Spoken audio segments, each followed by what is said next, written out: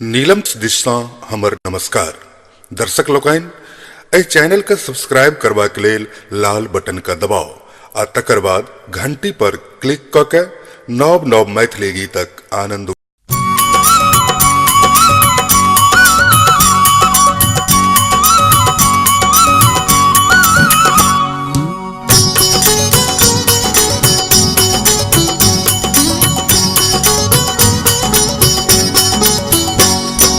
दुर्गा दया के दान शरण में आयली छी।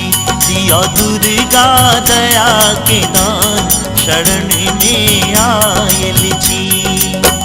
आयली छी माँ आयली छी, आयली छी माँ आयली छी। दिया दुर्गा दया के दान शरण में आयली छी।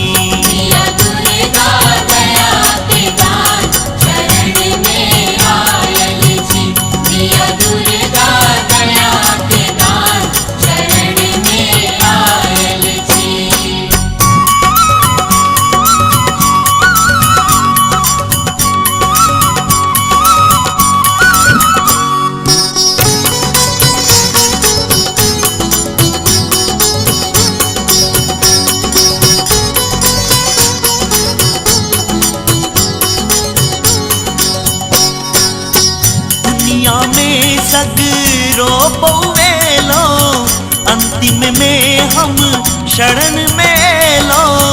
दुनिया में सगरो पवेलो अंतिम में हम शरण में लो। लागल अछि दुखक वाण शरण में आयली छी। दिया दुर्गा दया के दान शरण में आयली छी। दिया दुर्गा दया के दान शरण में आयली छी। दिया दुर्गा दया के दान शरण में आयली छी।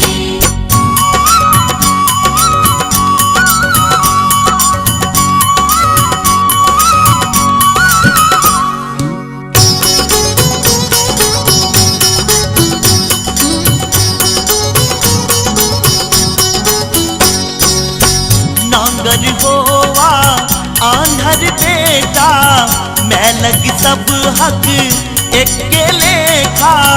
नांगर होवा आंधर बेटा मैं लग सब हक एके लेखा। पाइयक ममता ये महान शरण में आयली छी। दिया दुर्गा दया के दान शरण में आयली छी। दिया दुर्गा दया के दान शरण में आयली छी। दिया दुर्गा दया के दान शरण में आयली छी।